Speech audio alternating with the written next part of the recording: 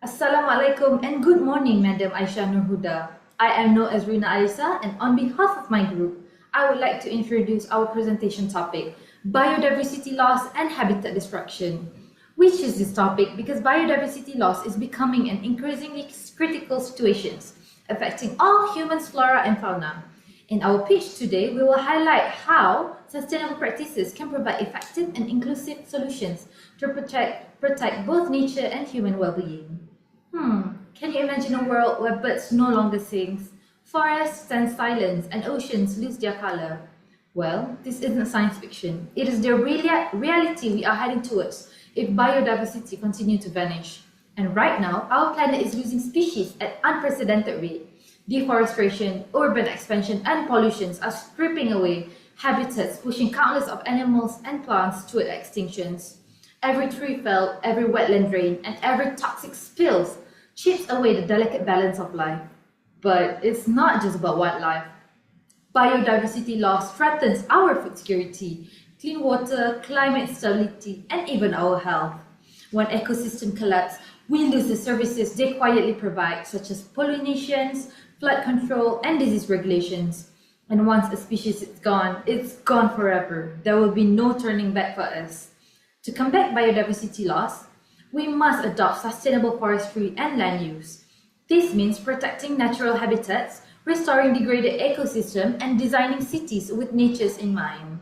Governments must enforce responsible land policies. Businesses should invest in green infrastructures, and communities must lead local stewardships.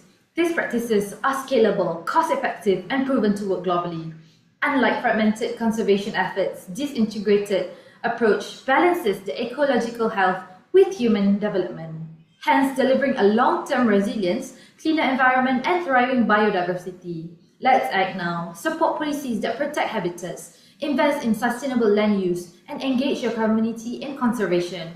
Whether you are a policymaker, a business leader, or citizens, your choices shape the future. Join the movement to preserve biodiversity because protecting nature means protecting ourselves. Thank you so much. I shall pass to the next speaker. Okay, thank you, Speaker One. So, as Rina said, imagine waking up one morning to a world without bird song, no insects, no natural sounds, only silence. As the days pass, our food system begin to fail because pollinators have disappeared. This isn't a warning about the future. We are already living in the middle of an environmental crisis. The World Health Organization reports that 1 million species are now facing extinction, signaling that the ecosystem we rely on are beginning to break down. The root problem is rapid biodiversity loss caused by human activities. Deforestation, industrial pollution, and rapid urbanization have reshaped more than 70% of the planet's ice-free land. As a result, species are disappearing at the rates between 100 and 10,000 times faster than the natural background rate. This is not a slow decline, it is a global collapse of biological diversity. The consequences are already severe. The loss of nature's essential services, such as pollination, water purification, and climate regulation, cost the world an estimated $10 trillion every year. Wildlife populations have declined by 69% since 1970. In the long term, ecosystems lost their resilience and ability to adapt to climate change, were pushing us closer to the irreversible tipping points such as the collapse of Amazon rainforests. More than 1 billion people who directly depend on nature resources are already affected and at risk. If we do nothing, ecosystem will not simply weaken, they will collapse, leading to food shortages, resource instability, and increased conflict. So the solution is community-based conservation, or we can call as CBC. This approach shifts environmental management from top-down control to community-led stewardship, where giving authority to the people who live closest to the land. First, governments must transfer the land and resource management rights. Second, NGOs must provide training and technical support. Third, investors must fund community-owned green enterprises.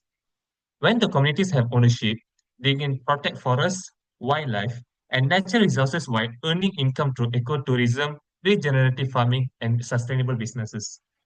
The CBC's greatest strength is that aligns with economic incentives with environmental protection. Instead of viewing nature as a resource to be exploited, Communities treat it as long-term asset. This model is already proven in the country named as Namibia. Community conservancies have supported the recovery of black rhino population, and the mountain gorilla population is increasing because of local communities manage and protect their forests. To create real change, we must act now. We need funding that goes directly to indigenous people and local communities to secure their land rights. Policies and integrate community governance into national conservation plans and greater participation in restoration efforts. So, as the last words, empower the protectors, secure the planet. So, the survival of 1 million species and our own future depends on the action we choose today. So, thank you. I would like to pass to the speaker. Thank you, Speaker 2. Yeah, I'll proceed now. Before I begin, I want you to imagine something. Every 26 minutes, somewhere in the world, an elephant is killed for its task. Tigers, rhinos, and pangolins all disappearing because of human greed. If we don't stop this, one day the only place our future children will see these animals is in the old photographs and documentaries. This isn't just about animals dying, but it's about losing an entire balance of nature, losing tourism income, and losing a part of our global identity. The reality is this: human actions are pushing wildlife to the brink. Deforestation, urban expansion, and especially poaching have created a biodiversity crisis. The World Wildlife Fund reports that wildlife populations have dropped by 69% between 1970 and 2022. At the same time, UNEP estimates that the illegal wildlife trade is worth up to $20 billion a year, which is making it one of the largest black markets in the world. So when we talk about poaching, we are not talking about small and isolated incidents. We are also talking about a massive systematic threat happening across the continent. What makes this worse is how fast poaching has evolved. It's no longer just a hunt in the forest. Poachers today use advanced weapons, GPS, motorcycles, and even thermal imaging. Meanwhile, many wildlife ranges rely on the old methods, which is walking along patrol routes, sitting on top of the watchtowers, or responding only after an animal has already been killed. This simply cannot keep up. If we don't upgrade our protection system, species like elephants, tigers, and rhinos may disappear from the wild within our lifetime. And once an ecosystem collapses, recovery is extremely expensive and it's sometimes impossible. Our solution focuses on staying one step ahead. We propose a proactive anti-poaching technology system that detects and stops illegal activity before it happens. This system includes AI-powered drones that monitor the skies and send instant alerts when suspicious movement is detected. It includes ground sensors that capture gunshots or footprints and immediately notify the rangers. It includes GPS collars for vulnerable species so that any sudden change in their movement patterns triggers an emergency response. What makes this approach powerful is that it reduces human risk, cut long-term costs, and shift conservation from reactive and always too late to proactive protection. So here's where we need your support. We are calling for funding to launch a pilot project in high-risk wildlife areas. We also need partnership with NGOs and on-ground rangers to manage and maintain the system.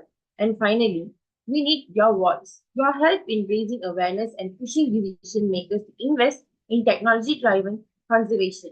Together, we can protect our wildlife, support local communities, and ensure that future generations inherit a world filled with living, breathing wonders, not just memories. Poaching is not unstoppable. With the right technology and authority, we can outsmart it. Let's choose action before extinction. Thank you. I'll proceed to the next speaker. Thank you, Arti, for sharing your solution with us. Good evening, everyone. My name is Ponis, and I will share my side of solution, which is protected areas and wildlife corridor. As Ezrina, Vinantha, and Arti have said before, let's just imagine waking up one morning to a developed city with no birds chirping, no animals moving, no trees around, just emptiness. This isn't a scene from a movie, but it's a reality of what our world will become if we destroy the natural habitat that keep us living in harmony.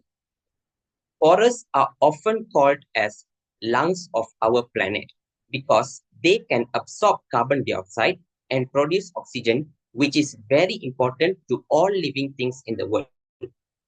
Besides that, forests also provide basic needs such as food and shelter for millions of species. But today, rapid deforestation, urbanization, and pollution are tearing these ecosystems apart. Trees are cleared for development, making cities expand into natural land, which causes rivers filled with waste. As a result, many species in the world having difficulty in surviving because they have no food and shelter. But why does this matter? This is because the impact goes beyond the forest. Every, every tree that falls releases carbon back into the atmosphere, which leads to climate change, and every animal that disappears weakens the balance that of an entire ecosystem. Besides that, farmers will lose pollinators for their crops. Communities will face water shortages as rivers dry up, and future generations will lose the chance to experience nature's beauty and diversity. If nothing is done to prevent the destruction of forests, our forests will turn into deserts, our skies will grow hotter, and our food systems will collapse. We won't just lose wildlife, but we will lose every systems that keep us alive. So, what can be done? We need to create protected areas and wildlife corridors that reconnect habitats and allows animals to move freely and safely. Governments must enforce land protection laws. Meanwhile, environmental groups and local communities must work together to design, manage, and monitor these areas. This can be implemented by identifying key habitats, linking them through green corridors, and using technology to track and protect wildlife. Approach is practical, stable, and sustainable because it directly tackles habitat loss while empowering local communities. The unique strength of this solution is this can connect separate habitats. It allows animals to move safely between them to find food, mates, and new territory. So now is the time to act. Support organizations that protect forests and wildlife. Encourage your community and schools to take part in tree planting and conversation programs. Use your voice. Share awareness. Speak up for stronger environmental laws and make sustainable choices in your daily life. Because every action, no matter how small, brings us one step closer to a future where people and nature can live together in balance. I think that's all from me. And everyone have shared their solution to this problem, which is deforestation. Thank you.